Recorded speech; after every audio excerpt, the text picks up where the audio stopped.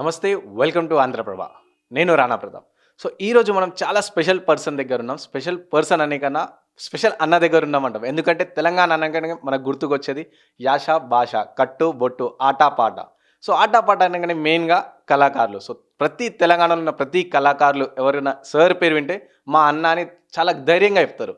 So, ఆ person దగ్గరున్నాం. So, ఎవరంటే department of language and culture director doctor Mamidi Harikrishna sir దగ్గరున్నాం. Hello sir. నమస్తే. సో, ఎలా ఉన్నారు sir? Nice. Going great. And అందరికీ ప్రేక్షకులందరికీ నూతన సంవత్సర శుభాకాంక్షలు.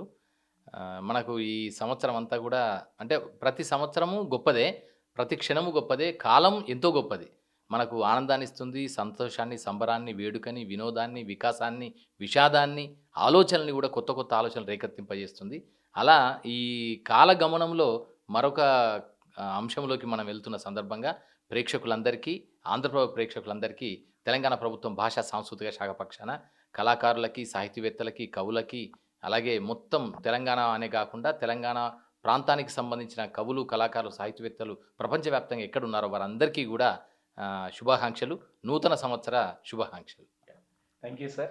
So, first question sir, book fair గురించి మాట్లాడదాం sir. So, book fair almost ఈ పాటికి స్టార్ట్ అయిపోయి ఉండాల్సింది. సో, ఈసారి ఎందుకు సార్ డిలే అయింది?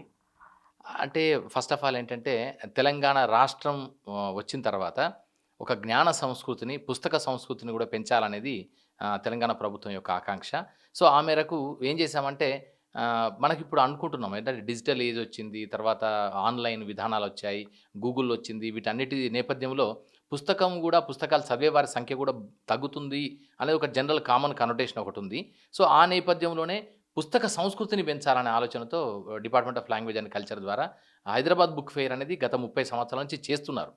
అయితే గత 10 ఏళ్ల క్రితం అంటే 21వ, 22వ బుక్ ఫెయిర్ చేస్తున్నప్పుడు ప్రభుత్వం ఏం భావించిందంటే it is better to support Hyderabad book fair అని అనుకున్న తర్వాత అప్పుడు ప్రభుత్వ పరంగా వారికి అవసరమైతే కొంత ఆర్థిక నిధులని, అలాగే ఎన్టీఆర్ స్టేడియం ఉంది, తెలంగాణ కళాభారతి స్టేడియం అంటున్నాం.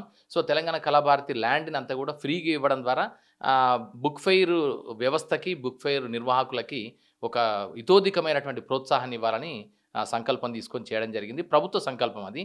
సో, దాన్ని అమలు చేస్తూ ఉన్న క్రమంలో గత 8, 9 ఏళ్ల నుంచి సక్రమంగా సజావుగా మధ్యలో కరోనా ఇయర్స్ తప్ప మిగతా అన్ని సందర్భాలలో కూడా హైదరాబాద్ బుక్ ఫెయిర్ అద్భుతంగా జరిగింది. దాదాపు లక్షలాది మంది పుస్తక ప్రేమికులు, సాహిత్య ప్రేమికులు అందరూ కూడా అక్కడ రావడం జరిగింది.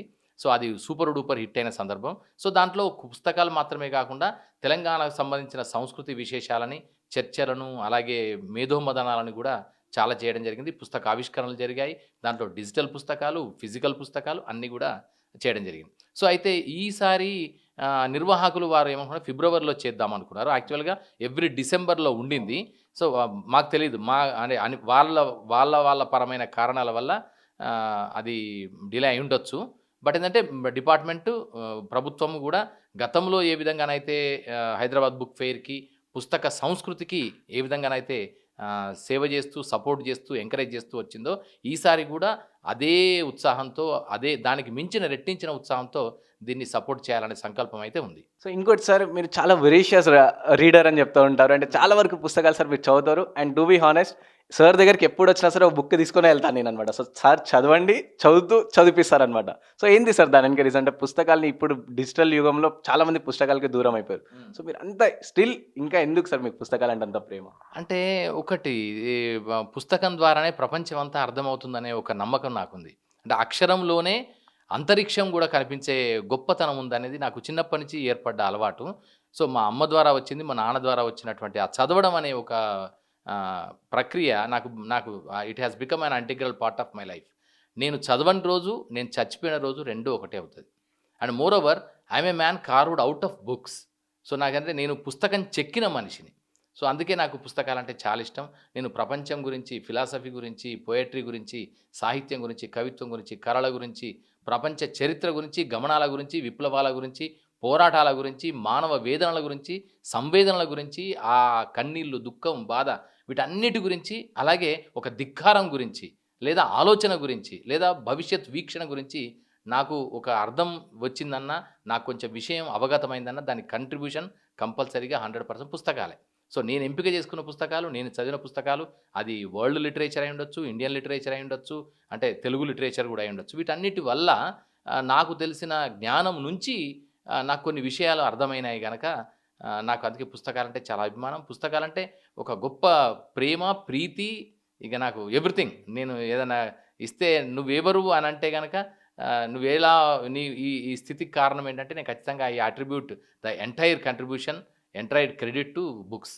సో అందుకే నాకు ఇక్కడ ఒక్క పుస్తకం అని కాదు, ఇట్ మే బీ అది పంపన రాసిన కవిత్వం కావచ్చు, పాల్కురికి సోమన కావచ్చు, శ్రీశ్రీ కావచ్చు, లేదా కాళోజీ, దాశరథి, వీరందరి వైపు నుంచి కావచ్చు, అలాగే సుబ్రహ్మణ్య భారతి కావచ్చు, మణిమేకలై, శిలప్పధికారం, ఇలాంటి తమిళ్ లిటరేచర్ కావచ్చు, లేదంటే కనుక మన ఇక్కడ విభూతిభూషణ్ బందోపాధ్యాయ, అలాగే తారాశంకర్ బందోపాధ్యాయ, దేవదాస్ రాసిన శరత్చంద్ర చటర్జీ, గీతాంజలి రాసిన రవీంద్రనాథ్ ఠాగూర్.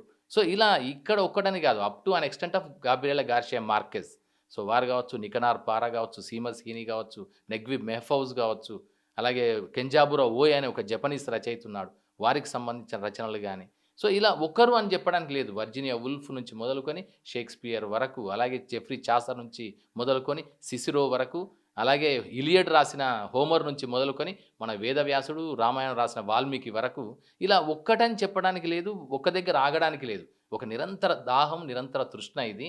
చదివిన కొద్దీ ఇది మళ్ళీ మళ్ళీ కొత్త కొత్త విషయాలు తెలుసుకోవాలనే ఒక అంశం ఏదైతే ఉందో అది నన్ను పుస్తకాల ప్రపంచంలోకి ప్రయాణించేలా చేస్తుంది. ఇప్పటికీ నేను పుస్తకాలు చదువుతూనే ఉన్నాను. చదవకుండా ఉండని ఒక్క సందర్భం కూడా ఉండదు కూడా. సార్ ఇంకోటి సార్, ఇంతకుముందు అంటే తెలంగాణ రాకముందు రవీంద్ర భారతి అంటే ఒక ఎలైట్ పీపుల్ అంటే చాలా పెద్ద ప్రోగ్రామ్స్ జరుగుతాయి అనే కాన్సెప్ట్ ఉంటుండే. మీరు వచ్చినాక ఆయన తెలంగాణ ప్రభుత్వం వచ్చినాక ఇది చాలా కామన్ పీపుల్. ఇప్పుడు చూసుకుంటే మనం గవర్నమెంట్ స్కూల్ అంటే ఇప్పుడు లేబర్గా పనిచేసే వాళ్ళ పిల్లలు గవర్నమెంట్ స్కూల్లో చదువుతారు. సో వాళ్ళ తండ్రి వాళ్ళు కూడా వచ్చి వాళ్ళ పిల్లలు స్టేజ్ పైన డ్యాన్స్ చేస్తుంటే చూడడం జరుగుతుంది. అంటే చాలా very common, down to earth వచ్చేసింది సార్. సో ఎందుకు అంటే అంత డౌన్గా తీసుకురావడం రీజన్ ఏంటి సార్? రీజన్ అని కాదు, ఇది డెమోక్రటైజ్ చేయబడాలి. కళలు కానీ, సాహిత్యం కానీ, సంస్కృతి కానీ, ఆ వేదికలు కానీ డెమోక్రటైజ్ చేయబడాలి. మనం పెట్టుకున్నది ఏంటంటే డిటిపి అనే ఒక ప్రిన్సిపల్ పెట్టుకున్నాం. డిటిపి అంటే ఏంటంటే democratisation, transparency and public friendly. So దానికోసమని ఇంకొకటి ఏంటంటే తెలంగాణలో రిచ్ కల్చర్స్ ఉన్నాయి. అది జానపద కళలు కావచ్చు, గిరిజన కళలు కావచ్చు, హైదరాబాదీ దక్కని కళారూపాలు, సాహిత్యము, సంగీతము, నృత్యము, అలాగే శాస్త్రీయ సంప్రదాయానికి సంబంధించిన కళారూపాలు, కథక్ ఉంది, కూచిపూడి ఉంది, పేరిణి ఉంది, భరతనాట్యం ఉంది. ఇలా రకరకాల నృత్య విన్యాసాలు ఉన్నాయి, నాట్య విన్యాసాలు ఉన్నాయి, శాస్త్రీయ సంగీతం హైదరాబాదీ కర్ణాటక సంగీతం ఉంది, అలాగే హిందుస్థానీ సంగీతాలు, అలాగే హైదరాబాద్కే ప్రత్యేకమైన దగ్గర సూఫీ సంగీత్, గజల్ సంగీత్, అలాగే ఫిల్మీ సంగీత్, ఇవన్నీ ఉన్నటువంటి అద్భుతమైన నేల తెలంగాణ. సో అయితే వేర్వేరు కారణాల వల్ల గతంలో దీనికి కావాల్సినంత గుర్తింపు కానీ, గౌరవం కానీ లభించలేదని మాత్రం వాస్తవం. ఆ నేపథ్యంలోనే తెలంగాణ రాష్ట్రం వచ్చిన తర్వాత భాషా సాంస్కృతిక శాఖ ద్వారా ఈ కళలన్నింటికీ ఒక అద్భుతమైనటువంటి ప్రోత్సాహం, ఉత్సాహం ఇవ్వాలనేది సంకల్పం. సో దాంట్లో భాగంగానే మనకు పోయట్రీ ఉంది, పెయింటింగ్ ఉంది, అలాగే స్కల్ప్చర్ ఉంది. సో ఈ కళాకారులని, అలాగే మైము, మిమిక్రీ, మ్యాజిక్, ఈ కళాకారులు ఉన్నారు. ఇలా మొత్తం మేము స్టడీ చేసినప్పుడు 67 రకాల జానపద కళారూపాలు తెలంగాణలో ఉన్నాయి. సో ఇవన్నీ మట్టి కళారూపాలు, ఈ నేల మీద పుట్టిన కళారూపాలు, dying art forms, rare dying, అసలు అంతరించిపోతున్న కళారూపాల స్థాయిలో ఉన్న వాటిని ఒక్కసారిగా రవీంద్ర భారతి అనేది dream destination for every artist across the globe and especially in India, entire India. So దాంట్లో ఈ మట్టి పాదాలతో రవీంద్ర భారతి వేదిక మీద నర్తిస్తే తప్ప దీనికి సంపూర్ణత రాదు అనే భావన కలిగినవన్నీ నేను. సో అందుకే జానపద కళారూపాలని, గిరిజన కళారూపాలని, హైదరాబాద్ దక్కని కళారూపాలు, షేరీబాజా కావచ్చు, మర్ఫా కావచ్చు, ఈ కళారూపాలన్నింటినీ, కవ్వాలీలు, డ్రామాలు, థియేటర్, ఉర్దూ దక్కని థియేటర్ కూడా ఉంది. సో వీటన్నిటిని కూడా ప్రోత్సహించే విధంగా ప్రభుత్వం ద్వారా వారికి అవసరమైతే రవీంద్ర భారతిని ఫ్రీగా కూడా ఇస్తూ, అవసరమైతే ఆర్థిక సహాయము, సహకారాన్ని కూడా అందిస్తూ ఈ కళలన్నింటినీ ప్రోత్సహించడం, సపోర్ట్ చేయడం జరిగింది. సో దానివల్ల రవీంద్ర భారతి అనేది ఇప్పుడు 60 ఏళ్ళ కాలంలో మోర్ డెమోక్రటిక్గా అయింది, more accessible, more affordable and more people ఫ్రెండ్లీగా అయిపోయింది. సో దీనికోసం కూడా ఇంకొక అప్రోచ్ ఏం పెట్టుకున్నా అంటే ఆవో అనే అప్రోచ్ పెట్టుకున్నాను నేను. ఆవో అప్రోచ్ ఏంటంటే ఏఏఓ. ఏఏఓ అంటే వాట్ డస్ ఇట్ మీన్ అంటే, ఏ అంటే ఫస్ట్ ఆర్టిస్ట్ ఫ్రెండ్లీగా ఉండాలి. సో రవీంద్ర భారతి ప్రాంగణాన్ని కాకుండా రవీంద్ర భారతి థియేటర్ లోపలి టెక్నికాలిటీస్ని అన్నిటినీ కూడా, అంటే సాంకేతికతని కూడా ఆర్టిస్ట్ ఫ్రెండ్లీగా ఉండాలని పెట్టుకున్నాను. ఆర్టిస్ట్ ఫ్రెండ్లీగా ఉండాలంటే ఏం చేయాలంటే లైటింగ్ బాగుండాలి, సౌండ్ సిస్టమ్స్ బాగుండాలి, అలాగే సీటింగ్ అరేంజ్మెంట్స్ బాగుండాలి. సో దాంతో పాటు గ్రీన్ రూమ్స్ చాలా బాగుండాలి, స్టేజ్ బాగుండాలి, ఆ ఫ్లోర్ బాగుండాలి, సో కర్టెన్స్ కూడా బాగుండాలి. ఇవన్నీ మనం ప్రొవైడ్ చేస్తే అవి ఆర్టిస్ట్ ఫ్రెండ్లీగా ఉంటుంది, ఆర్టిస్ట్ చేసే పెర్ఫార్మెన్స్ అద్భుతంగా కనిపిస్తుంది. దాంతోపాటు ఇంకొకటి ఏంటంటే ఆడియన్స్ ఫ్రెండ్లీ, అంటే ప్రేక్షకులకి అనుకూలంగా ఉండడం. ప్రేక్షకులు అంటే వాళ్ళ సీటింగ్ కూర్చోవడానికి కానీ, లేదంటే కనుక వారు కూర్చున్న చోటికి సౌండ్ వినిపించే విధంగా ఇప్పుడు కొత్త సౌండ్ సిస్టమ్స్ అన్నిటిని కూడా ఏర్పాటు చేయడం జరిగింది. సో దానివల్ల ఆ ప్రాక్సిమిటీ తెలుస్తుంది. ఎక్కడో అక్కడ కొంచెం చివర కూర్చున్న 700వ ప్రేక్షకుడికి కూడా, బాల్కనీలో పైన కూర్చున్న 300వ ప్రేక్షకుడికి కూడా ఈజీగా ఆ ఆడిబుల్గా ఆడియోని వినగలిగేలాగా ఆ థియేట్రిక్స్ని, డైనమిక్స్ని ఎస్టాబ్లిష్ చేయడం జరిగింది. ఇది ఆడియన్స్ ఫ్రెండ్లీ. అలాగే ఓ అంటే organisers friendly. AAO artist friendly, audience friendly and organisers friendly. ఎవరెవరైతే సాంస్కృతిక సంస్థలు ఉన్నాయో, సాహితీ సంస్థలు ఉన్నాయో, కళా సంస్థలు ఏవైతే ఉన్నాయో వారికి అనుకూలంగా ఉండే విధంగా ఫీజు స్ట్రక్చర్ నుంచి మొదలుకొని అవసరమైతే వారికి ఫ్రీగా ఇవ్వడం వరకు భారతదేశం మొత్తం మీద దివ్యాంగ కళాకారులకి, దివ్యాంగ ప్రోగ్రాంలకి ఉచితంగా ఇస్తున్న ఒకే ఒక్క థియేటర్ రవీంద్ర భారతి ఆడిటోరియం. అలాగే పుస్తకావిష్కరణలు చేసుకునే వాళ్ళకి, అలాగే కవి సమ్మేళనం లాంటి చేసుకునే సాహితీమూర్తులు అందరికీ కూడా అవసరమైతే వారికి కూడా ఉచితంగానే కాన్ఫరెన్స్ హాల్ని అరేంజ్ చేస్తూ ఇలాంటి ఒక ప్రోత్సాహాన్ని ఇవ్వడం జరుగుతుంది. దాంతోపాటు తెలంగాణలో చాలామంది యంగ్ ఆస్పైరింగ్ ఫిల్మ్ మేకర్స్ ఉన్నారు, యంగ్ డైనమిక్ డైరెక్టర్స్ ఉన్నారు. వాళ్ళు కూడా సినిమాల్లో తమ ప్రతిభ నిరూపించుకుందాం అనుకుంటున్నారు. సో అలాంటి వాళ్ళ కోసం ఎక్స్క్లూజివ్గా తెలంగాణ వచ్చిన తర్వాత పైడి జయరాజు గారి పేరు మీద దాదాసాహెబ్ ఫాల్కే అవార్డు, కరీంనగర్ నుంచి మొదలెట్టి హైదరాబాదు అఖాడాల్లో దేహదారుఢ్యాన్ని పెంచుకొని ముంబాయిలో దాదాపు 110 సినిమాల్లో 1940స్లోనే మూకీ సినిమాల కాలంలోనే ఆయన అద్భుతమైన హీరోగా ఎస్టాబ్లిష్ అయినటువంటి పైడి జయరాజు గారి పేరు మీద ఒక పైడి జయరాజు ప్రీవ్యూ థియేటర్ని కూడా ఏర్పాటు చేయడం జరిగింది. సో దాంట్లో షార్ట్ ఫిల్మ్స్ స్క్రీన్ చేయడం, వరల్డ్ సినిమా స్క్రీన్ చేయడం, అలాగే యంగ్ ఫిల్మ్ మేకర్స్కి సంబంధించిన ట్రైనింగ్ వర్క్షాప్స్ని కూడా కండక్ట్ చేయడం జరుగుతుంది. సో ఈ విధంగా ద ఎంటైరిటీ అంటే యూత్ని కూడా ఆకట్టుకునే విధంగా, అలాగే నాటకోత్సవాలు నిర్వహించడం, యువ నాటకోత్సవం ఎక్స్క్లూజివ్గా రైటింగ్ నుంచి మొదలుకొని యాక్టింగ్ వరకు, డైరెక్షన్ వరకు, ప్రాంప్టర్స్ వరకు యూత్ ఉండేలాగా, అంటే థియేటర్ రంగంలోకి, నాటక రంగంలోకి యువ రక్తాన్ని తీసుకొచ్చే విధంగా, యువకులను ఆసక్తికరంగా ఆకర్షించే విధంగా రూపొందించడం జరిగింది. దీనివల్ల Ravindra Bharathi now it has become a wonderful hub for youth hangout అయ్యి వాళ్ళ క్రియేటివిటీకి, వాళ్ళ ఆలోచనలకి, వాళ్ళ ఇమాజినరీ స్కిల్స్కి, వాళ్ళకుండే టెక్నికల్ స్కిల్స్ని పెంచుకోవడానికి, షేర్ చేసుకోవడానికి ఒక మంచి ప్లాట్ఫామ్, ఒక మంచి వేదిక క్రియేట్ అయింది. అందుకని ఇప్పుడు ఇక్కడ మనం అంటాం జనరల్గా 6 నుంచి 60 ఏళ్ళ వరకు అని అంటాము. ఆ మాట రవీంద్ర భారతికి ఇప్పుడు సంపూర్ణంగా సార్థకమైందని నేను భావిస్తున్నా. అందుకే అన్ని వర్గాలకు, అన్ని ప్రాంతాలకు, అన్ని సంస్కృతులకు సంబంధించిన ప్రజలందరూ తమ కళల్ని ప్రదర్శించుకునే విధంగా ఈ రవీంద్ర భారతిని ఇప్పుడు రూపొందించడం జరిగింది. సార్ పైడి జయరాజ్ థియేటర్ అని ఇప్పుడు చెప్పారు కదా సార్. సో పైడి జయరాజ్ థియేటర్ నుంచి ప్రియదర్శి, మన రీసెంట్గా బలగం మూవీ సంబంధించిన ప్రియదర్శి కానీ అండ్ తరుణ్ భాస్కర్ పెళ్లి చూపుల డైరెక్టర్, సో వీళ్ళందరూ కూడా సార్ ఇక్కడ నుంచి వచ్చిన వారే సార్. అండ్ మీరు లాస్ట్ టైం మన మీట్ అయినప్పుడు ఇన్సిడెంట్ చెప్పారు సార్, ఏంటంటే అది సో వేణుగుడు మొబైల్ కొనిపించండి అని అడిగింది. సో తర్వాత ఒకరోజు midnight 1 కాల్ చేసి నేను చెక్ తీసుకున్నా అన్నట్టు ఆ సందర్భం కొంచెం చెప్పండి. అంటే ఇట్లా చాలామంది ఏంటంటే తెలంగాణ నుంచి అద్భుతమైన క్రియేటివ్ పర్సన్స్ ఉన్నారు. బట్ ఏంటంటే వాళ్ళకి అవకాశాలు లేక, అవకాశాలు రాక కొంచెం వెనక్కిపోయిన సందర్భాలను తగినటువంటి వేదికలు లేవు, అసలు గుర్తింపు లేదు. సో కాకపోతే సినిమాల్లో అంతకుముందు ఉన్న పరిస్థితి ఎట్లా అంటే తెలంగాణ సినిమా భాషని కానీ, తెలంగాణ క్యారెక్టర్స్ని కానీ కొంచెం అపహాస్యం పాలు చేస్తూ ఉన్న సందర్భాలే ఉన్నాయి. కానీ తెలంగాణ జీవితాన్ని, తెలంగాణ బతుకు చిత్రాన్ని సంపూర్ణంగా ఆవిష్కరించే సినిమాలు చాలా తక్కువ ఉన్నాయి, లేవని కాదు. మనకు ధీరేన్ గంగూలీ టైంలో అంటే 1920స్లోనే హైదరాబాద్ బేస్డ్గా అద్భుతంగా సినిమా ఇండస్ట్రీ ఇక్కడ ఎస్టాబ్లిష్ అయింది. ప్రొడక్షన్ హౌసెస్ వచ్చాయి, చాలా థియేటర్స్ కూడా. యాకుత్ మహల్ అనే ఒక థియేటర్ ఇప్పుడు యాకుత్పురాలో ఉంది. 89 ఏళ్ల క్రితం, అంటే 90 ఏళ్ల క్రితం, 9 దశాబ్దాల క్రితమే ఒక పర్మనెంట్ థియేటర్ ఎస్టాబ్లిష్ అయింది. ఇది ఇప్పటికీ కొనసాగుతుంది. సో దీన్ని బట్టి సినిమా సంస్కృతి కూడా తెలంగాణ నేల మీద ఉందనే విషయం మనకు స్పష్టంగా అవుతుంది. అయితే ఏంటంటే 1975 వరకు కూడా తెలంగాణ పరమైన జీవన చిత్రాలు సినిమాల్లోకి రాలేదు. ముఖ్యంగా చిల్లరదేవులు సినిమా, తర్వాత అంకుర్ సినిమా వచ్చిన తర్వాత, శ్యామ్ బెనగల్ సినిమా అంకుర్ సినిమాతో ప్రారంభమైంది. అది నేషనల్ లెవెల్లో తెలంగాణ బతుకు చిత్రం, తెలంగాణ జీవన చిత్రం అక్కడ మొదలైంది. ఆ తర్వాత వేరు సినిమాలు, మా భూమి, రంగుల కళ, మట్టి మనుషులు, సో ఇలాంటి సినిమాల ద్వారా తెలంగాణకు సంబంధించిన జీవన చిత్రాలు వచ్చాయి. తర్వాత బతుకమ్మ, జై బోలో తెలంగాణ, ఇలాంటి సినిమాలు కూడా వచ్చాయి. ఇప్పుడు అయితే తెలంగాణ సినిమాలు కూడా రావాలి, తెలంగాణ జీవితం కనిపించాలనేది యూత్ యొక్క పర్సెప్షన్. సో ఆ క్రమంలోనే మనం పైడి జయరాజ్ ప్రివ్యూ థియేటర్ ద్వారా యూత్ ఎవరైతే ఉన్నారో వారు తీసిన షార్ట్ ఫిల్మ్స్‌ని సినిమారం అనే పేరుతో స్క్రీన్ చేస్తున్నాం. ఈ స్క్రీన్ చేయడం వల్ల ఏమవుతుందంటే ఓన్లీ స్క్రీన్ చేయడం మాత్రమే కాదు, దాంట్లో ఇంటరాక్టివ్ సెషన్ పెడతాం.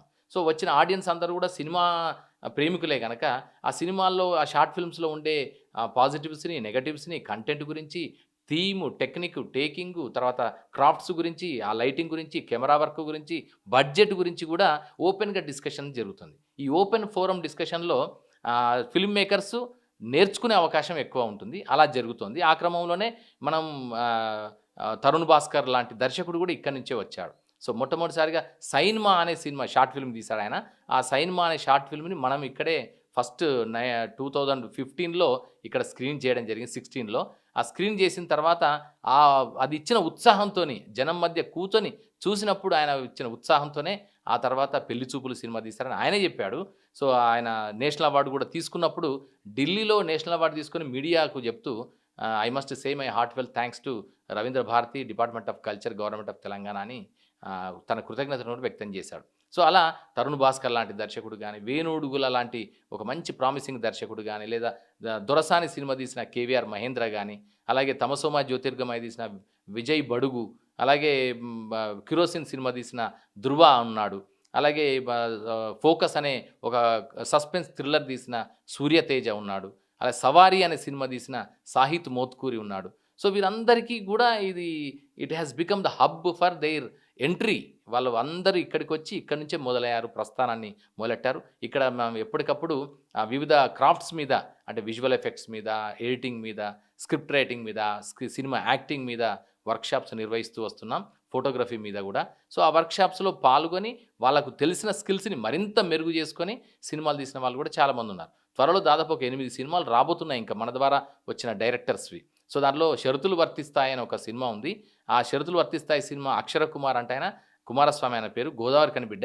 ఆయన కూడా ఇక్కడి నుంచి ట్రైన్ అయ్యి, అంటే అంతకుముందు సినిమాలో ఉన్నప్పటికీ ఇక్కడ ట్రైన్ అయ్యి వచ్చిన వాళ్ళే. సో ఈ విధంగా చాలామంది యంగ్ దర్శకులకి ఒక ఇన్ఫార్మల్ ఫిల్మ్ ట్రైనింగ్ ఇన్‌స్టిట్యూట్ లాగా పైడి జయరాజ్ ప్రివ్యూ థియేటర్ మొదలైంది. సో దాంతోపాటు సండే రోజు మనం సండే సినిమాని స్క్రీన్ చేస్తాం. సండే సినిమాలో ఏముంటుందంటే వరల్డ్ సినిమా. వరల్డ్ సినిమాలో Japanese, Korean, Chinese, Iranian, Spanish, Italian, అలాగే రొమేనియన్, డెన్మార్క్ సినిమాలు కూడా ఇలా దాన్ని ప్రదర్శిస్తూ ప్రపంచంలో సినిమాలు ఎట్ట తీస్తున్నారు, వాళ్ళ కథాగమనం ఎలా ఉంది, ఆ స్క్రీన్ ప్లే టెక్నిక్స్ ఏమున్నాయనే విషయాలని మన యంగ్ ఫిల్మ్ మేకర్స్ నేర్చుకుంటున్నారు. సో అది కొరియన్ సినిమా ఫెస్టివల్ చేసినప్పుడు, జర్మన్ ఫిల్మ్ ఫెస్టివల్ చేసినప్పుడు, ఇటాలియన్ ఫిల్మ్ ఫెస్టివల్ అని ఒక 5 రోజుల పాటు ఇలా ఫిల్మ్ ఫెస్టివల్ చేసినప్పుడు ఎక్స్‌క్లూజివ్‌గా ఆయా భాషా చిత్రాల గురించిన అవగాహన కూడా మన యంగ్ ఫిల్మ్ మేకర్స్‌కి వస్తుంది. సో ఆ విధంగా చాలామంది డైరెక్టర్స్ ఇక్కడి నుంచి వాళ్ళ ప్రస్థానాన్ని ప్రారంభించడం జరిగింది. ఇటీవలే ఇప్పుడు నేను చెప్పిన ఇంతకుముందు సాహిత్ మోత్కూరి 'సవారీ' సినిమా తీశారని, ఆయన సెకండ్ సినిమా త్వరలో రాబోతుంది, 'పొట్టేల్'. ఆ సినిమా పేరు 'పొట్టేల్'. అంటే మొత్తం కంప్లీట్‌గా తెలంగాణ బతుకు చిత్రాన్ని ఆవిష్కరించే సినిమా. సో దీంట్లో పెట్టుకున్నప్పుడు కూడా మేము ఏం పెట్టుకున్నాం అంటే పైడి జయరాజ్ ప్రివ్యూ థియేటర్‌లో 2 మూల సూత్రాలు పెట్టుకున్నాం. అంటే mottos, what are the aims and objectives of Paidi Jayaraj preview theatre అంటే 2 అంశాలు. ఒకటేంటంటే 10% క్యాష్, 90% క్రియేటివిటీ, 100% సినిమా. ఇది సూత్రం. సో మనం ఎక్కువ క్రియేటివిటీ ద్వారానే సినిమాకు సంబంధించిన మొత్తాన్ని చూపించగలగాలి అనే అంశాన్ని ఒకటి సూత్రంగా పెట్టుకున్నాం. రెండవ సూత్రం ఏంటంటే తెలంగాణలో మట్టిని ముట్టుకుంటే కథొస్తది, మనిషిని ముట్టుకుంటే సినిమా అయితది.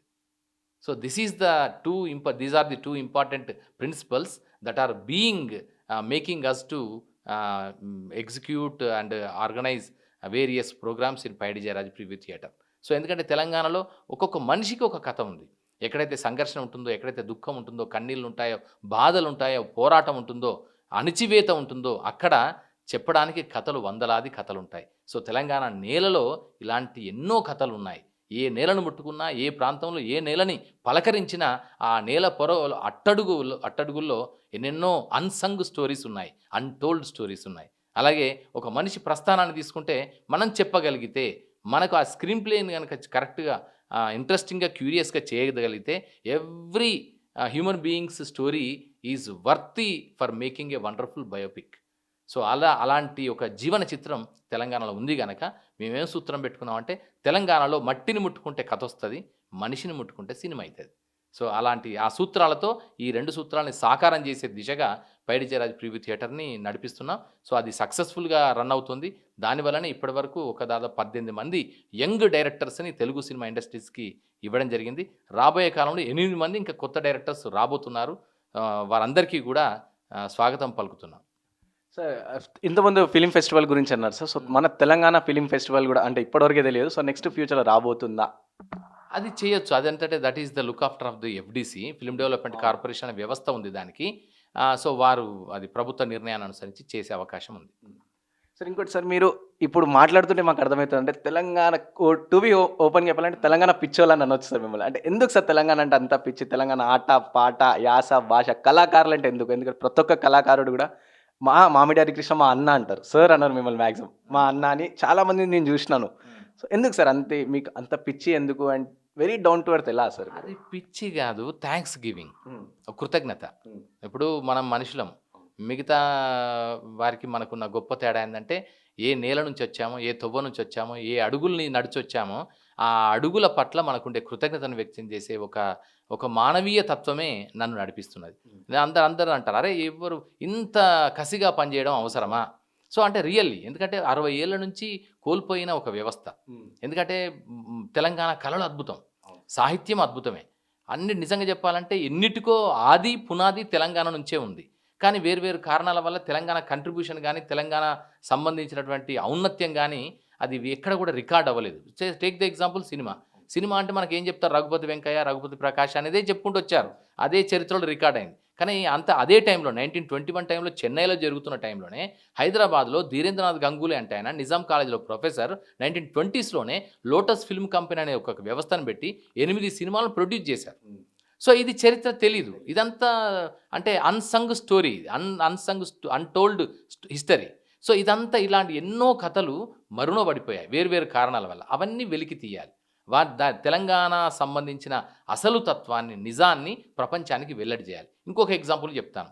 తెలంగాణ మనకు తెలుగు కవిత్వం అనగానే మనకు ఆదికవి నన్నయ్య అని అంటారు. ఆదికవి నన్నయ్య శ్రీమదాంధ్ర మహాభారతము, దాంట్లో ఒక నన్నయ్య, తిక్కన, ఎర్రాప్రగడ ముగ్గురున్నారు. ఆ ముగ్గురు కలిస్తే కవిత్రయం.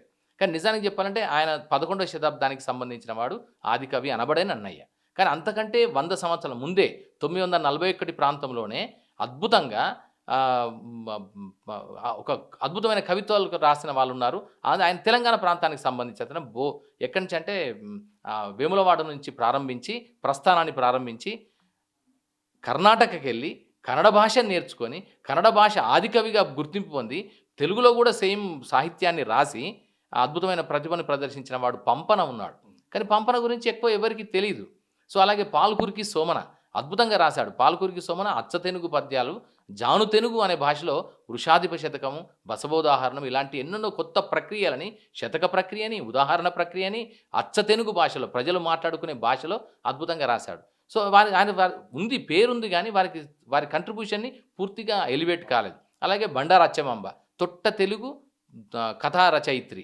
మనకందరికీ తెలిసిందే 1911లో దిద్దుబాటు అనే కథతో గురజాడ అప్పారావు రాసిన కథతోనే తెలుగు సాహిత్యపు కథా సంప్రదాయం ప్రారంభమైందనేది మనకు తెలిసిన ఒక అది. కానీ నిజానికి అంతకంటే ముందే దాదాపు ఒక 2, 3 సంవత్సరాల ముందే ఆమె ధనత్రయోదశి అనే కథతో కథా లక్షణాలతో కూడిన కథా సంప్రదాయానికి శ్రీకారం చుట్టిన వనిత బండారు అచ్చమాంబ. సో, ఇవన్నీ తెలీదు.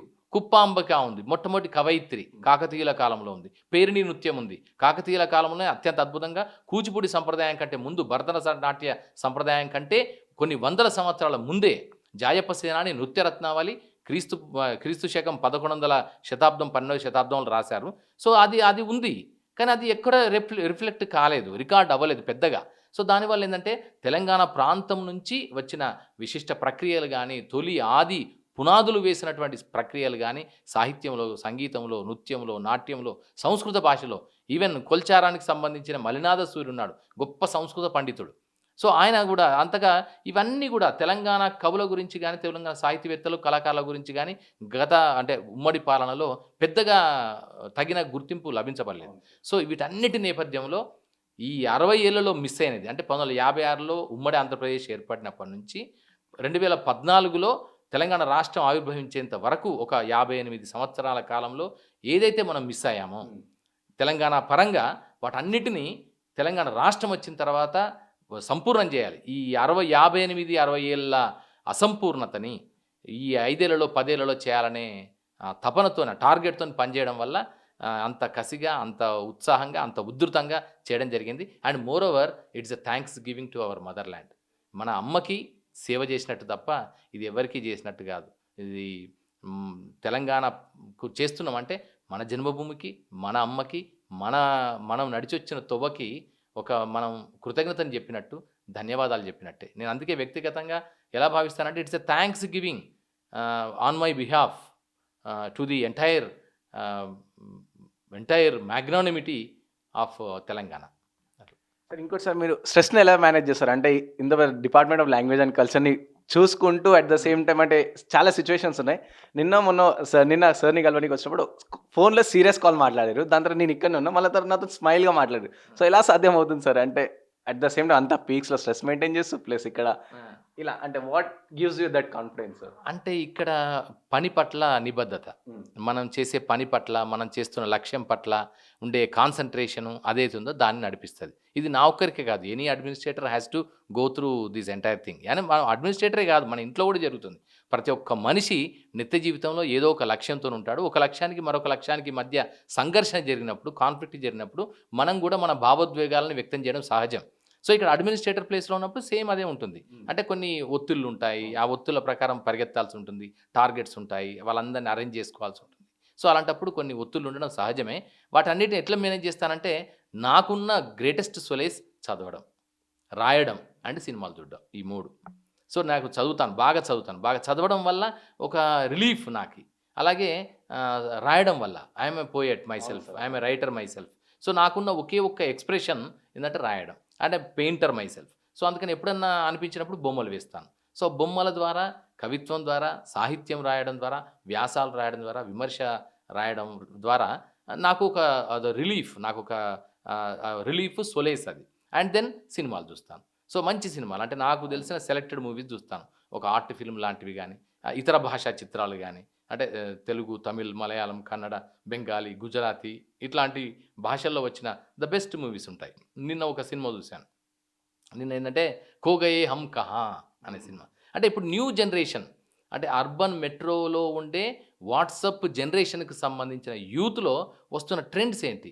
మ్యాన్ ఉమన్ రిలేషన్స్‌లో గానీ, హ్యూమన్ రిలేషన్స్‌లో గానీ వాళ్ళు ఎలాంటి మార్పులకి దారితీస్తున్నారు? వాళ్ళ ఐడియాలజీ ఏంటి అనే సినిమాని జోయా అఖ్తర్ అండ్ రీమా కగ్తి ఇద్దరు దాన్ని రాశారు ఆ సినిమాని.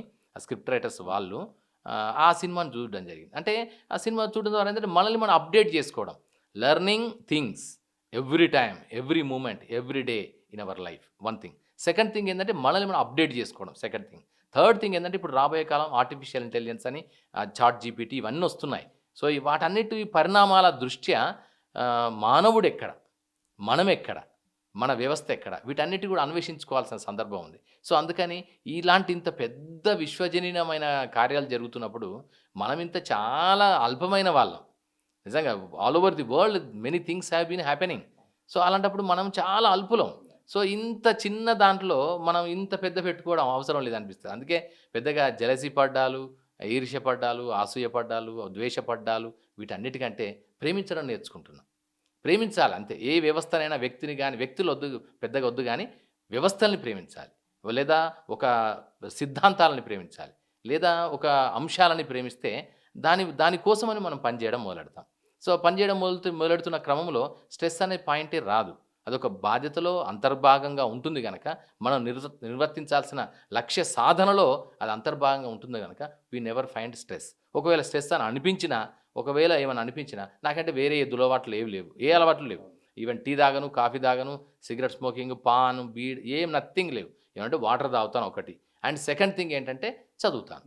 అది ఈ 2. అందుకే వెంటనే ఇమ్మీడియేట్‌గా నేను ఆ స్ట్రెస్ పరమైన అంశాల నుంచి ఆగిపోతాను. ఒకటి. రెండవది ఏంటంటే human relations are most important than that of anything else. So మన దగ్గరికి ఒక వ్యక్తి వస్తున్నారంటే ఏదో అంటే ఒక ఆత్మీయత కొద్దీ వస్తున్నారు.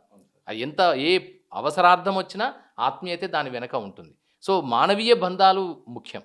సో అధికారిక బంధాల కంటే మానవీయ బంధాలే ఎప్పుడైనా నిలుస్తాయి, గెలుస్తాయి, ప్రపంచానికి ఒక కొలమానంగా నిలుస్తాయి. నేను నమ్ముతానది. అందుకే నాలో ఉండే స్ట్రెస్‌ని, స్ట్రెయిన్‌ని గానీ, నాలో ఉండే డిప్రెషన్‌ని గానీ, నా పరమైన అంశాలని ఎదుటి వాళ్ళ మీద చూపించకూడదని నాకు తెలుసు బాగా. సో, అందుకే పాపం దానివల్ల ఏమవుతాయంటే జస్ట్ మన హ్యూమన్ రిలేషన్స్ బ్రేక్ అవుతాయి. So, I don't want to make that one. So, అందుకే దేనికి దానికి అది ప్రిన్సిపల్ ఆఫ్ కంపార్ట్మెంటలైజేషన్ లాగా అనుకోని ఆ విధంగా ప్లాన్ చేసుకుంటూ రావడం జరిగింది. Moreover I'm a student of psychology. So, I have mastered my self from Osmania university in psychology. So, అది కూడా నాకు కొంత దోహదపడింది. అంటే how to balance the emotions, how to make the things to happen. So, ఒక సిట్యుయేషన్‌లోంచి, ఒక మూడ్‌లోంచి మరొక మూడ్‌లోకి ట్రాన్స్‌ఫర్మ్ అవ్వడానికి నాకిది దోహదపడిందని అనుకుంటున్నా. మోరోవర్ మన మూడ్స్ అనేవి మనవి అంతే. తప్ప ఎదుటి వాళ్ళ మీద రుద్దడానికి గానీ, ఎదుటి వాళ్ళ మీద ప్రదర్శించడానికి కానీ కాకూడదు అనేది నేను ఎప్పటినుంచో అనుకుంటున్నది. ఆ విధంగా జరుగుతుంది. అందుకే ఇప్పుడు రవీంద్ర భారతిలో 3 వేదికల మీద 3 ప్రోగ్రామ్స్ జరుగుతుంటాయి. For instance Paidi Jayaraj preview థియేటర్‌లో సినిమాల గురించి ఉంటుంది. అక్కడికెళ్ళినప్పుడు I used to talk about cinema. That's it. Cinema Lumiere brothers నుంచి మొదలుకొని ఎట్టెట్ట జరిగింది, పరిణామాలేంటి, దాంట్లో ఉండే టెక్నిక్స్ ఏంటో అక్కడ చెప్తాను. మళ్ళీ ఇక్కడ ఫస్ట్ ఫ్లోర్‌కొచ్చినప్పుడు సాహిత్యం గురించి ఉంటుంది. ఏదో పుస్తకావిష్కరణో లేదంటే గనక కవిత్వమో, కవి సమ్మేళనం ఉంటుంది. సో, అక్కడికొచ్చినప్పుడు లిటరేచర్ గురించి, వరల్డ్ లిటరేచర్ గురించి, ఐదర్ ఇట్ మే బి ఎవరైనా కావచ్చు, ఒక లిటరేచర్ గురించి అక్కడ మాట్లాడతాం. అక్కడ ఆహ్, మ మ కిరాతార్జునీయం గురించి మాట్లాడొచ్చు, లేదంటే గనక కాళిదాసు గురించి మాట్లాడొచ్చు, లేదంటే స్వప్న వాసవదత్తం గురించి మాట్లాడొచ్చు. ఇలాంటి కావ్యాల వైపు ఒకవైపు అయితే సంప్రదాయ కావ్యాలు, ఆధునిక కవితలు, ఆధునిక కావ్యాలు, ఆధునిక సాహిత్యం గురించి, పోస్ట్ మోడర్న్ వాటి గురించి కూడా మాట్లాడొచ్చు. అనువాదాల గురించి మాట్లాడొచ్చు. ఇలా జరగొచ్చు. తర్వాత కింది మెయిన్ హాల్‌కొచ్చేసరికి డాన్సో, డ్రామానో, మ్యూజికో జరుగుతుంది. మనక్కడ డ్రామా వేరు, అంటే థియేటర్ వేరు, మళ్ళీ డాన్స్ అంటే క్లాసికల్ డాన్స్‌కి సంబంధించిన వ్యవస్థలు వేరు, అలాగే మ్యూజిక్, క్లాసికల్ మ్యూజిక్‌కి సంబంధించిన వ్యవస్థలు వేరు. సో, వీటన్నిటిని ఎప్పటికప్పుడు ఇట్లా వితిన్ ఆహ్, నేను మెట్టు దిగేంత వ్యవధిలోనే దానికి అనుకూలంగా నన్ను నేను మలుచుకొని వెంటనే ఆ మూడ్‌లోకి వెళ్ళిపోతాను. So, these are all the things that are being అదే ఆహ్, మ ఘంటసాల ప్రాంగణం. ఘంటసాల ప్రాంగణంలో జానపద కళలకు సంబంధించినవి హరికథో, బుర్రకథో, లేదంటే ఉగ్గు కథ ఇలాంటివి ఎన్నో జరుగుతుంటాయి. వాటికి కూడా అక్కడికెళ్ళినప్పుడు మళ్ళీ జానపద కళలకు సంబంధించిన విశిష్టతను చెప్పడం ఉంటుంది. వేరే చోటుకొస్తే గనుక ఇక్కడ కట్టెసాము గురించి జరుగుతుంది. రంగస్థలం అని ఓపెన్ ఉంది. అక్కడ కట్టెసాము గురించి జరుగుతుంటుంది. సో, ఇలా వేరు వేరు సందర్భాలు, వేరు వేరు నేపథ్యాలు జరుగుతున్నప్పుడు వాటికి అనుకూలంగా అడాప్ట్ అవ్వడము, వాటికి అనుకూలంగా నన్ను నేను మలుచుకుంటూ వెళ్ళిపోవడం ఉంటుంది. ఇంకొక వైపుకొస్తే సూఫీ సంగీతం ఉంటుంది, లేదా గజల్స్ గురించి ఉంటుంది, లేదా ఫిల్మ్ సంగీతం నడుస్తుంటుంది. ఆ ఫిల్మ్ సంగీతంకెళ్ళినప్పుడు ఆటోమేటిక్‌గా మొదటి నుంచి నౌషాద్ సంగీతం గురించి అయితే నౌషాదు, మొహమ్మద్ రఫీ, కళ్యాణ్‌జీ ఆనంద్‌జీ సినిమా సంగీతం అయితే, లేదంటే గనక మన తెలుగు సంగీత విద్వాంసులైతే వారి గురించి, అక్కడి నుంచి మొదలుకొని పెండ్యాల లాంటి వారి నుంచి మొదలుకొని, చక్రవర్తి నుంచి మొదలుకొని, బాలసుబ్రహ్మణ్యం గారు, వీరందరూ దేవిశ్రీ ప్రసాద్ వరకు ఉండే సంగీత సంప్రదాయాలను గానీ, రీతులను గానీ, వాళ్ళు చేసిన ప్రయోగాలను గురించి గానీ చెప్తాం. సో, అలా ఇలా ఇవి ఇవి అంటే ఇట్ డిపెండ్స్. దాన్ని బట్టి అలా వెళ్తూ రావడం జరుగుతుంది. ఇదంతా these are all the things that I can balance through emotionally and intellectually. So, ఇది నిరంతర అధ్యయనం వల్ల, నిరంతరం చదువుతూ ఉండడం వల్ల జరుగుతున్న ఒక విన్యాసంగా భావిస్తున్నా. అందుకే I never felt something stress like thing. So, చదవడం అనేది గ్రేటెస్ట్ రిలీఫ్ అండ్ జ్ఞానార్జన అనేది ఒక గొప్ప సాంత్వన. అండ్ పుస్తకాలు, అక్షరాలు వాటిలో చదవడం అవంతా గూడా నాకు గొప్ప ఒక ధైర్యాన్ని, స్థైర్యాన్ని, స్థిరత్వాన్ని, అలాగే ఎమోషనల్ బ్యాలెన్స్‌ని కూడా ఇస్తాయని భావిస్తాను. సరే, ఒగ్గు గురించి చెప్పారు సార్. ఒగ్గు ఫోక్స్ అనేది రీసెంట్‌గా మనం చూసినాం. అంటే ఇంటర్నేషనల్ ఫ్లాష్ ఫోక్ అని చెప్పేసి లులు మాల్‌లో కూడా చూసినాం. సో, ఎలా సార్ ఆ ఐడియా ఎలా, అండ్ రెస్పాన్స్ కూడా చాలా సూపర్‌గా వచ్చింది. ఎలా సో, సార్? ఎట్లా అంటే ఫస్ట్ ఆఫ్ ఆల్ ఏంటంటే 2 విధానాలు. మన మన కళారూపాలని జనాలకి పరిచయం చేయడం. ఇప్పుడున్న తరం ఏందంటే చాలా ఫాస్ట్ స్పీడ్ తరం. అంటే మనకి ఇమ్మీడియేట్ రిజల్ట్స్ రావాలనుకునే తరం. చేతుల్లోనే ప్రపంచమంతా గూగుల్‌లోనే గ్లోబ్ అంతా కనిపిస్తున్న తరం. అందుకని ఈ ఫోక్ ఆర్ట్స్ ఫామ్ ఏవైతే ఉన్నాయో ప్రధానంగా ఊళ్ళల్లో మాత్రమే ఉన్నాయి. అర్బన్ ఏరియాలో లేవు. సో, అలాంటి వాటిని ప్రజలకు పరిచయం చేయాలి. ప్రజలంటే మరి ఎక్కడున్నారు? హైదరాబాద్ లాంటి నగరంలో అంటే ఇక్కడ గ్రామీణ ప్రాంతాలకు నుంచి వలస వచ్చిన వాళ్ళు చాలామంది ఉన్నారు. వారికి ఎంతో కొంత అవగాహన ఉంది. కానీ ఇక్కడ Hyderabad is a global city. ఇక్కడ తమిళ్, మలయాళం, కన్నడ, బెంగాలీ, గుజరాతీ, మరాఠీ, ఒడియా, కాశ్మీరీ, పంజాబీ ఇలా అన్ని జాతులకు సంబంధించిన ప్రజలు ఇక్కడ నివసిస్తున్నారు. సో, వారందరూ కూడా ఐటీ హబ్ వైపు ఉన్నారు. వాళ్ళందరూ కూడా వేరు వేరు ఐటీ సెక్టర్స్‌లో జాబ్ చేస్తున్నారు. సో, వారందరూ ఎక్కడ దొరుకుతారు అంటే మనకు రవీంద్ర భారతిలోనో, లేకపోతే హరిహర కళాభవన్‌లోనో, త్యాగరాయ గాన సభలో దొరకరు. ఇవన్నీ కన్వెన్షనల్ సెంటర్స్ ఇవి. కన్వెన్షనల్ కల్చరల్ సెంటర్, సంప్రదాయ సాంస్కృతిక కేంద్రాలు ఇవి. ఇలా కాకుండా ఒక అవుట్ ఆఫ్ ది బాక్స్ ఐడియాతో వెళ్ళాలి. అలాగే మనకు తెలిసిన బీటెన్ ట్రాక్ కాకుండా అదర్ ట్రాక్‌ని ట్రేస్ చేయాలి అని అనుకున్నప్పుడు మాల్స్ అనేది నాకు ఒక ఐడియా అనిపించింది. మాల్స్ ఎందుకంటే మాల్స్‌లో నేను స్టడీ చేసిన మేరకు ఎవ్రీ మాల్ వీకెండ్‌లో అంటే ఫ్రైడే, సాటర్డే, సండేస్‌లో ఎవ్రీ డే ప్రతిరోజు మధ్యాహ్నం 11 నుంచి అంటే 11 ఉదయం 11 నుంచి సాయంత్రం 7, 8 గంటల లోపు ప్రతిసారి మినిమమ్ 8-12,000 మంది ప్రతి మాల్‌లో ప్రజలుంటున్నారు. అది వారు వేరు వేరు వ్యాపకాల కోసం వస్తున్నారు. సో, అంతమంది ఆడియన్స్ నాకు దొరుకుతున్నారు. సో, అందుకని ఆ ఆడియన్స్‌లోకే నా కల్చరల్ ఫార్మ్స్‌ని తీసుకెళ్ళాలని అనుకున్నాను. అనుకోని ఏం చేశానంటే, మనకిప్పుడు ఇదే టైంలో ఏందంటే కొంచెం ఫ్లాష్ మాబ్ అనేది ఒక యూత్‌లో ట్రెండింగ్‌గా వచ్చినటువంటి ఒక న్యూ న్యూ టెక్నిక్ అది.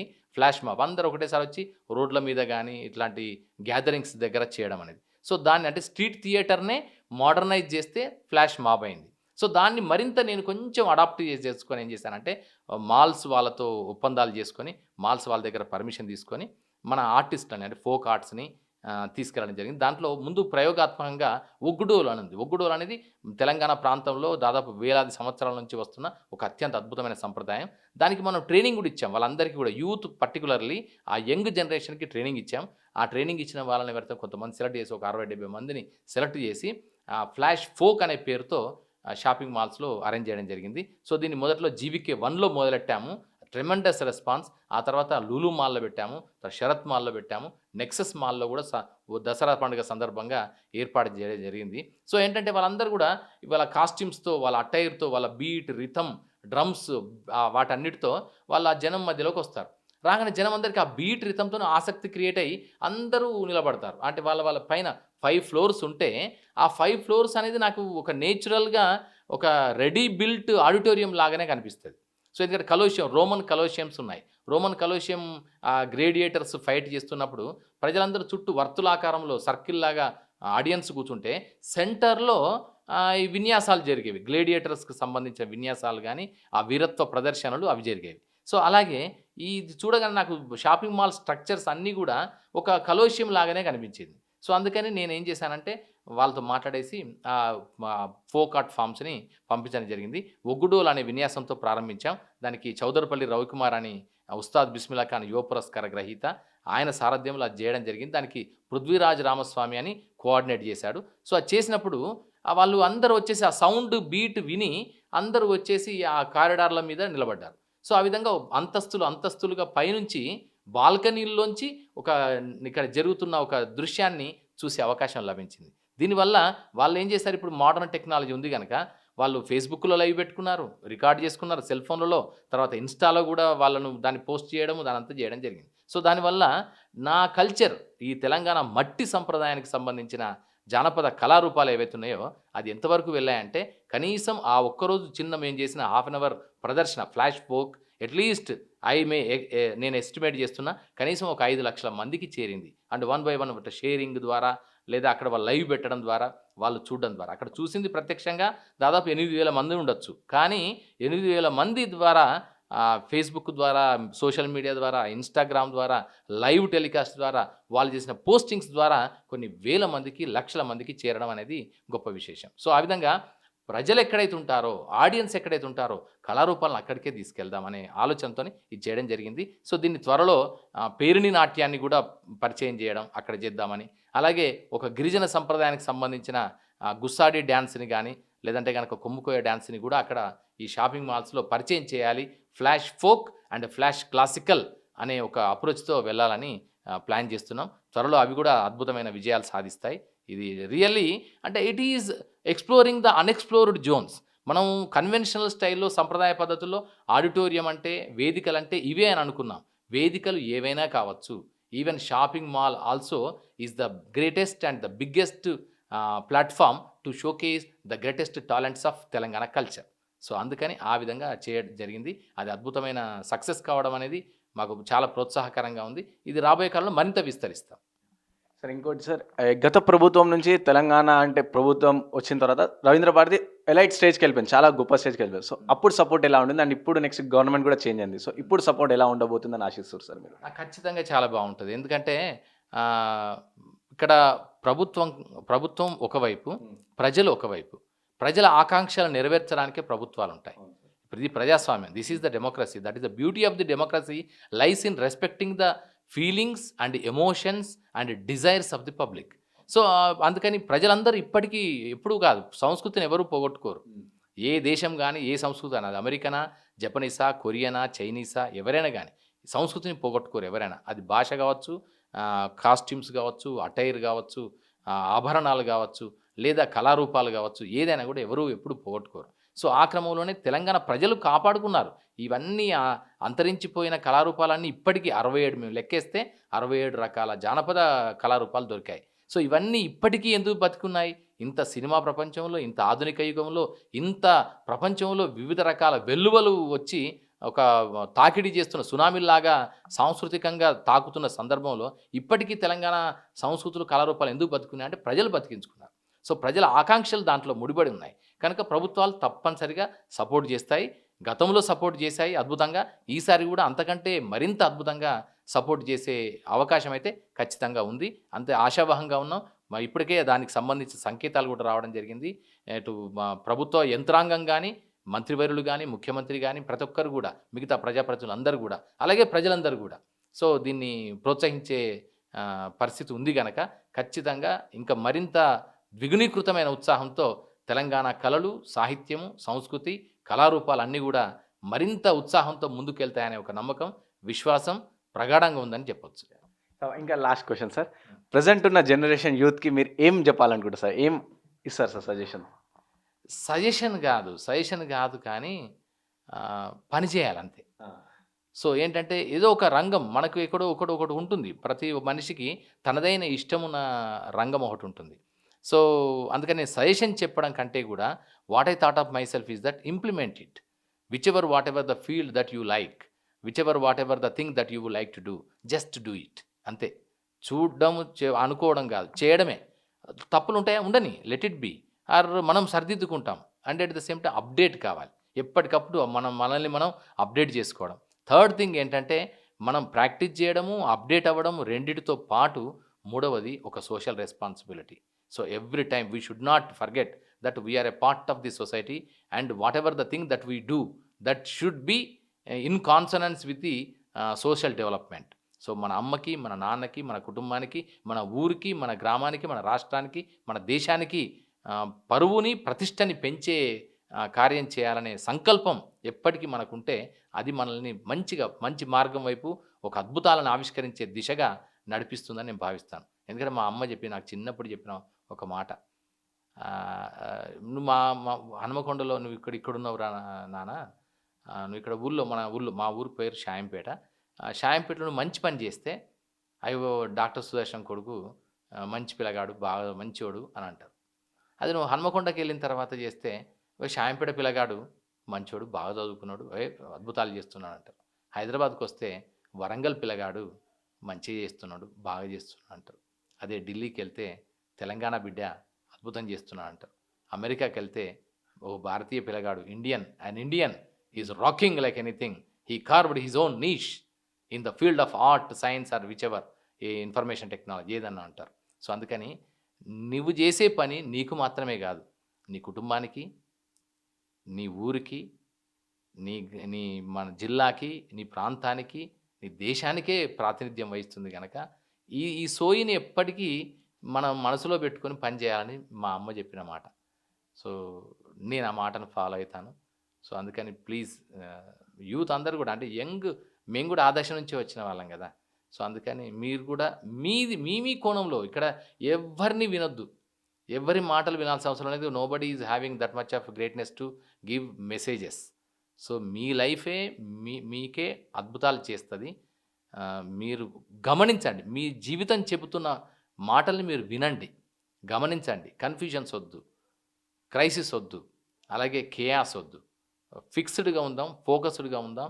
మీరు అనుకున్న మార్గాన్ని ఖచ్చితంగా వెళ్ళిపోండి, ఖచ్చితంగా మీరు సాధిస్తారు. సాధించకపోవడానికి ప్రసక్తే లేదు. కాకపోతే కొంచెం ముందు వెనక ఇవన్నీ ఉంటాయి, ఛాలెంజెస్ ఉంటాయి, ప్రాబ్లమ్స్ ఉంటాయి, అబ్స్టకల్స్ ఉంటాయి. వాటన్నిటిని అధిగమించగలిగినప్పుడే కదా. సో అందుకని మీరందరూ సక్సెస్ కావాలని, మొత్తం దేశం అంతా కూడా యూత్ వైపుగా వెళ్ళాలని కోరుకుంటున్నా. అలాగే all the best and everyone. Thank you so much Andhra Prabha digital మీడియాకి, అలాగే శర్మ గారు దాన్ని నడిపిస్తున్న సంపాదకులు, మా అందరికీ కూడా చాలా మార్గదర్శి, అద్భుతమైన రచయిత, మంచి సాహితీవేత్త, అలాగే మంచి సమకాలీన సమస్యలపైన, అంశాలపైన ఒక మంచి ప్రాపంచిక దృక్పథం ఉన్న తాత్విక దార్శనిక కోణంలోంచి ఆలోచించగలిగినటువంటి మంచి సీనియర్ జర్నలిస్ట్ వారు. సో వారికి కూడా ధన్యవాదాలు తెలియజేసుకుంటూ, రాణా ప్రతాప్‌కి తన జర్నలిస్ట్‌గా తన మంచి భవిష్యత్తు ఉండాలని కోరుకుంటూ all the best. Thank you so much sir. So ఇది ఈరోజు డాక్టర్ మామిడి హరికృష్ణ సార్ గారితో. సో ఎందుకు ఇంత స్పెషల్, నాకు చాలా స్పెషల్ ఈ ఇంటర్వ్యూ, ఎందుకంటే నేను కూడా ఈ రవీంద్ర భారతి నుంచి జర్నలిజంకి వచ్చిన ఒక వ్యక్తిని అనమాట. సో చాలా special interview and thank you so much sir for your support and guidance. Thank you so much sir. Thank you. అందరికీ నమస్కారం. ఆంధ్రప్రభ మనందరికీ తెలుసు, ఒకప్పుడు ఒక అద్భుతమైనటువంటి జర్నలిజానికి కొలమానంగా నిలిచింది. ఒక నిష్పక్షపాతమైన వార్తలకి, సత్యమైన వార్తలకి ఒక బ్రాండ్ ఇమేజ్ అంటూ ఉంటే ఆంధ్రప్రభ అనేంత స్థాయిలో అద్భుతమైనటువంటి చరిత్ర సృష్టించిన ఆంధ్రప్రభ డిజిటల్ మీడియాలోకి కూడా వచ్చి ప్రస్తుతం మారిన పరిస్థితులకు అనుకూలంగా తనని తాను ముందుకు తీసుకెళ్తున్నది. అలాంటి క్రమంలో ఈ డిజిటల్ ఆంధ్రప్రభ డిజిటల్ వెర్షన్ని కూడా మనందరం చూద్దాం, ఆదరిద్దాం, ప్రోత్సహిద్దాం. అందుకే ఆంధ్రప్రభ డిజిటల్ మీడియాని please share and subscribe and support.